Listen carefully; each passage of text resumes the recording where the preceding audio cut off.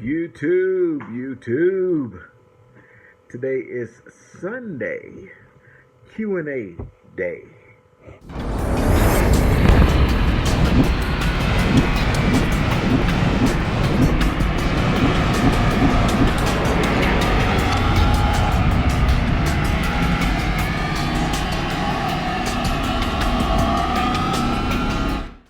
Ubiest of the tubiest. That's you. And I'm 50 plus. And I'm at home. Doing a little home time. And cooking. I'm gonna take y'all a picture of I'm barbecuing, so that's how we do it in Texas, baby. Got the smoker going. And later I'm gonna have a house full of kiddos and grand kiddos. Well, my kids are grown now. They're not kids anymore. My youngest daughter's 24, so I got grandkids. So yeah, wait for them to come over. My parents coming over and my aunt, so we're gonna have a good time today.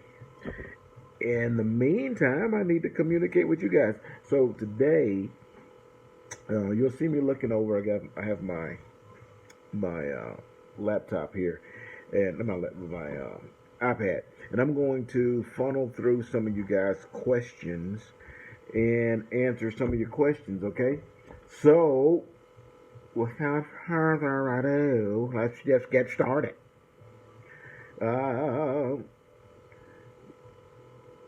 Let's see. Can help me? I want to come out, but I'm going on the 19th. Oh, this guy. Aaron was concerned about backing, is what his question was. It's kind of fat fingered numbers there, but he wants to come out and he's a little bit worried about backing, and I just don't understand how that got started. I really don't. I mean, I've only been in the industry less than a year, so this obviously had to be something that is way old. And it's just entrenched in the thought process of being a semi-truck driver, that backing is such a difficult thing. And it absolutely is not. It is not. So, Aaron, bro, don't let that bother you. Very soon, I will put out a series of video for backing, and it's going to be pretty in depth. So each maneuver is going to have its own video, and it's going to take a while to get them all produced. They have to be produced professionally. And I'm making the content, and then it's going to be edited and produced professionally, and then we're going to use that to help train new drivers. But we're going to break down the theory of what happens to a semi-truck and trailer when it's put into reverse. Okay, the tractor is going to do one thing, and the trailer is going to do something different. And even those procedures will change a little bit based on where your fifth wheel is on the tractor or where the tandems is on the trailer. So there's variables there. Okay, so sometimes some maneuvers may work in one situation and they may not work in others. And I'm going to tell you, the maneuvers that you're going to have to do in training.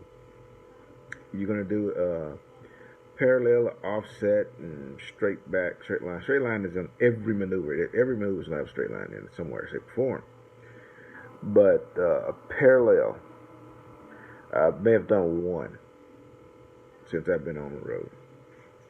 And I did that because I was at I pulled into a rest area to park because the weather was starting to get really bad, and I didn't want to be stuck without a place to park. So I just took it, and the truck had pulled off, and I needed to pull in there. So I did a parallel. I mean, it's no big deal, but I don't plan to ever do another one, and I hope I don't have to ever do another one because I just don't like the maneuvers. I just think that it's last resort type of parking. So you're not going to have that to worry about, man. You just need to learn it enough to get done with your CDL license and get on down the road. But backing is not a problem. You've never done it, so don't let anybody get in your head and tell you that if somebody told you, the first person you talked to about backing told you how easy and wonderful it was, you would have a different perspective of it. You only think that it's bad and hard because you listen to other people tell you that. All right, let's go to the next one.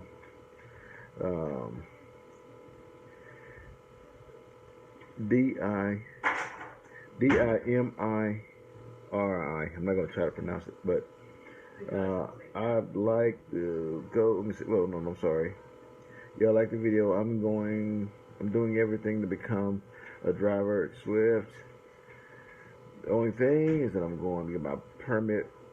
Before I want to know, is it a good thing? Okay, you get your permit. If you've watched my earlier videos, you'll find that I also got my permits, medical card, all that kind of stuff done prior to showing up to school. What I did backwards was put in an application online. You guys are hearing me. You're not going to put an application in online. You're not going to call into Swift. No. You're just going to call Autumn directly, because if you go online and inquire, or anything, they're going to put a recruiter on you, and you'll be stuck with that recruiter, regardless if they're good or bad. There's a lot of bad ones. There's a lot of good ones, but you don't want one of them bad ones. Okay, but I got Autumn, and she advised me, hey, go get these things done before you show up class. The reason why you want to do that is because, it takes a lot of burden off of you. You know what I'm saying? You don't have to take the permit class when you get to the school. I didn't. They skipped me ahead. But, and I went to Corsicana in Texas. And they skipped me ahead. They didn't make me go through that permit class. I already had a permit. But I heard that some people had to go through the permit class, even they had it. Now, you don't have to go to the DMV and retake the test because you already took it. You already got your license. You already got your permit. But they make you sit through that class along with everybody else. Okay. Some of them do. Some of them don't. I don't understand the theory behind it. You got it. You should be pushed forward. But anyways, I watched a lot of people go to school, go to that permit class, and a couple of days later they go into the house because they can't pass the permit test. General knowledge, first one. Can't pass general knowledge, you can't go back for the rest of them. So, if you don't pass, you're going back to the house. So you need to go ahead and get all that stuff done first. This way, you can take your time. Okay? I use CDL Prep, the apps. And those apps was almost verbatim to the questions. I mean, every time I went to the DMV to take each one of them, I was probably down behind the computer 10 minutes because every one of the questions pop up, I've seen them before. So that's a really good app. CDL Prep. Okay? Get your permit before you show up. You have to get your medical card before you can do the permit. They're not gonna let you do DMV to do the test without that medical card. When you go to the school, they're gonna still make you go through their doctor to get a medical card. You know why? Because you could have, scurvies or some crap. I don't know, mad cow disease. I don't know what you got. But the doctor you went to, you slipped him an extra 50, told him, his wife is cute or something, I don't know, but you bribed him and he went ahead on, and she went on ahead on and signed off on your medical card. But these trucking companies are smarter than that. They're not going to let you get away with it. You're going to show up and they see, well, hey, you look like your body weight ain't right. You're too short for your weight. And they may take you go do a sleep apnea test. There's a whole lot of things they may make you do. So don't be surprised that when you go to school that you may have to do something outside. Even though you already got your medical card, you already got your permit. You may still make you do another medical card. They're not gonna make you retake the permit test because you already got that. Okay, but it takes a burden off because when you show up, you don't have to worry that you may fail those tests. Okay, there's some other tests that you can fail also, called a hair follicle test. You don't have hair where they can test the follicle, they send you home till you grow some more. So don't come up there looking like an albino, ain't got no hair. No, you're that cat, that old shaved cat, and all love. The uh, the meow cat, shaved meow cat. You see them little cats that don't have no fur. Man, y'all need to get out the gutter. Let me go to the next question. We start over here, man. Trying to pass on some information here. Where y'all mind at?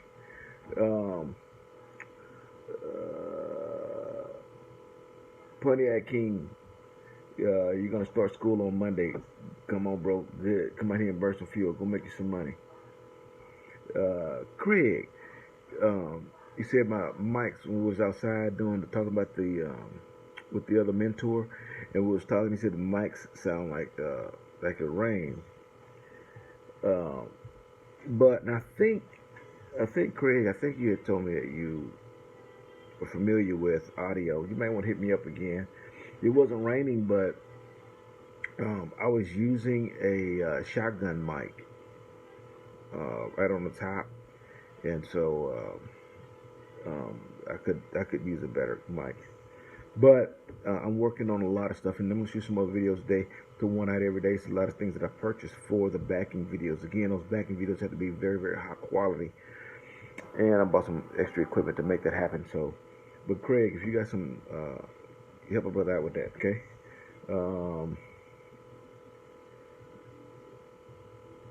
Let me see what else. Aaron, I think Aaron is worried about the backing. Yeah, same question. Hang in there, guys. I'm gonna find a new one for you. What is 200 miles equivalent to? E wanted to know what 200 miles is equivalent to. The reason what he asking about doing it when I was talking with the other mentors, four or five of us sitting around talking. Then we're talking about how much time a student spends with a mentor. You're gonna spend $200. Okay, it's not miles, it's actually hours, 200 hours. Those hours are driving, you behind the wheel drive for 200 hours. And the journey is going to take somewhere between 3 and 4 weeks, maybe a little longer, depending on the routes you take and the person it's your mentor. Okay, but that's what it is. It's not. I may have said 200 miles, or one of us may have said 200 miles, but excuse me. But that's actually what we meant is 200 hours of driving behind the wheel with the mentor. Okay, the first 50 hours, the mentor is going to sit in the seat next to you, and he's going to evaluate you, teach you stuff, and for that first 50 hours, and then after that first 50 hours, if the mentor feels that you're capable, that you can drive, then he'll put in a little macro that says you're ready for team driving. They're going to send you different loads, and then you guys got to run that load as a team. And at that point, you can go into the back. Now, there's different DOT law with the or FMLA law with driving with your DOT time when you are a student driver or when you're team driving. It's two different things. One of them had to use day cab rules. Day cab rules is different than sleeper berth rules. Okay. And when you decide to go teams, you got to do a sleeper berth rule, which means the co-driver can't sit in that seat all day like you can. The passenger seat can't sit there all day. You're gonna be there 2 hours. Then you got to go to the bunk and get ready for his shift. We'll get into that on another different video, but that's what that meant. Okay. Let's see. 10 years. Chris Drill. I've been with Swift for 6 months, but I drove for 10 years in the Army, and I've been thinking about becoming a mentor. Do it. do it. You'd be surprised how many students come in and they have to wait and wait and wait and wait and wait for a mentor. And just so you know, outside the money, yes, it's going to be a significant pay difference when you are a mentor. There is, okay? But outside the money, take this in consideration if you want to be a mentor. There's somebody out there. This person may have been flipping burgers. They may be, working in a doctor's office. They may be a doctor, maybe an engineer. But something about their current lifestyle isn't working for them. And they want to try trucking. And rather than giving up, they go for it. And then it comes to the mentor phase. And there's nobody there to mentor. All right, guys. Sorry about that. I was interrupted. So we were talking about mentor.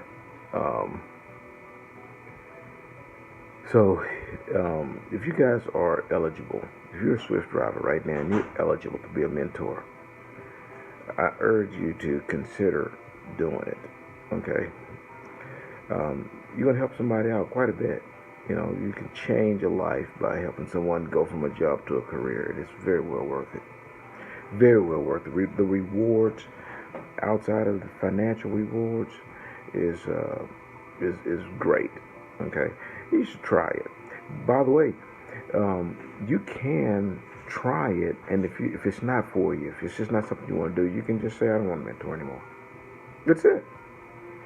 You may say, well, look, I'll take a student and then drive for a few weeks without one, then pick up another one, and if you're done with that one, drive a few weeks solo, and you may decide, oh, I'm going to take 5 students a year. No, that's fine. You can do just that. But if every one of us took 5 students a year, every eligible driver took 5 students in a year, we would solve the problem. Okay? So let's see what else we got here.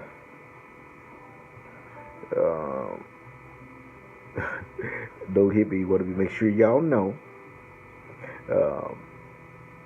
I went to his I was a guest at his house for a day, and he's a prime driver. No hippie trucking and transport wannabe. So go check him out. He's got a page. Check him out. And he also has a cooking channel. And so I went over there and I ate some really good steak. He made some really good steak. And so I guess I can give a little bit of props to the Denver guys that can cook some steaks. Okay, I give them some props. Let's see what else we got on here. Chris wanted me to talk a little bit about the pros and cons also. He mentioned about being a mentor, but he also wanted me to do the pros and cons about becoming a mentor and the process. The process is fairly simple. I wish it was a little bit more in depth. They may even need to do some psychiatric examinations with some of these people who are mentors. But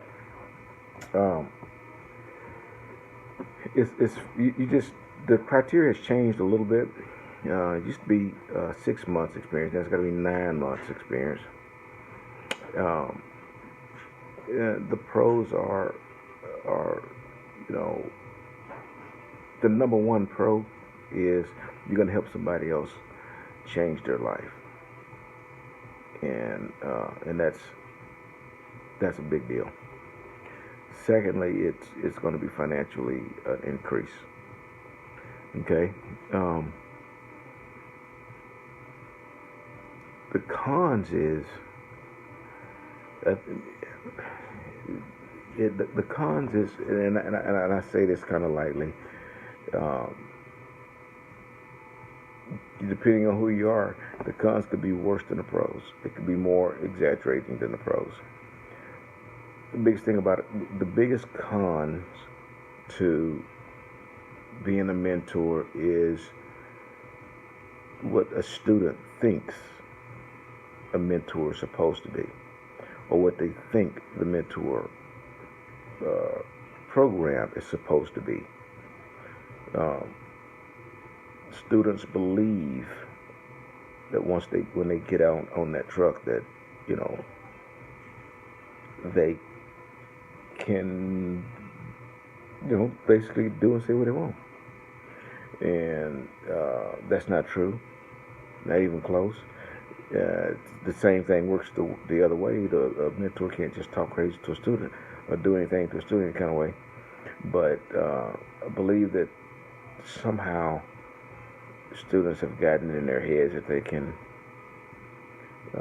that they are running a show or something. I don't know.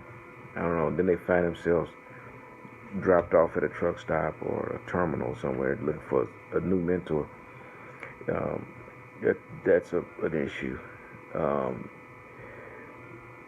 They may mean well, the student. They may mean well, but they just have different habits than you as a mentor. You have different habits than they do.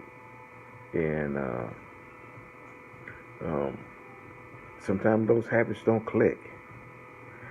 You're in a small, confined space with someone that you don't know, and then you get a new body in there every 4 to 5 weeks, a brand new personality. So the cons can be rather put offish, if you know what I'm saying. I'm fairly lucky because I only mentor you guys, the UBS, that's it. And by that time, enough people have talked to you and they've said, yay or nay on this person. And I have done okay with the exception of the first one. The other three are fantastic, so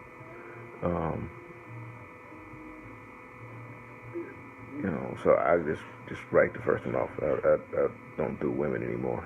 No more. Done. But there are some cons to it, but I don't let negatives stop me from doing things I want to do, and I don't let the negatives stop me from helping other folks. And being a mentor is a big pro. You get to help someone else start their career. And let's try to get one more in.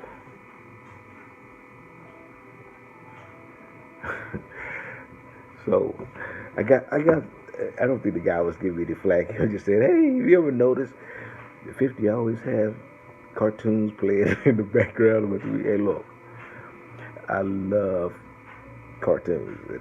Family Guy and Archer, and if it's an adult level cartoon, Rick and Morty, I love that stuff because it's hilarious, man. It's really, really, really good, and some of the writing is really good, and the jokes are underlined, so you kind of have to be into it and watching it and pay attention so you can get them, and I like that type of comedy. So yeah, that's about all I watch. Plus, once you get out here, start driving around and get with all these negative people. I hadn't had a conversation with a truck driver yet where he was positive. I always been gloom and doom. The world is coming to an end, and trucking ain't what it used to be, and blah blah blah blah blah blah blah blah. Oh my God. So I can go on my truck, tell some cartoons, and laugh and enjoy happy stuff. So yes, that's what I do. Okay. So look, we're gonna go ahead and shut this one down. But you guys will hear from me again real soon. I got a couple of new items I want to show you that's going to help us to create some better videos for you guys. Hey, look, I appreciate you guys. Here's your boot. Time for me to enjoy the family. Here, boop. Hi Hi, this is Autumn, and I'm a recruiter here at Swift Transportation, and I would love to help you get your trucking career started. Please give me a call on the contact information that is going to display at the end of this video.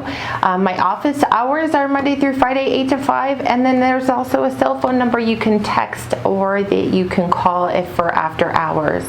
I look forward to speaking with you. Just please make sure that you contact me before you do any inquiries online or call Swift at all. That way I can make sure that you are taken care of and I'm your recruiter.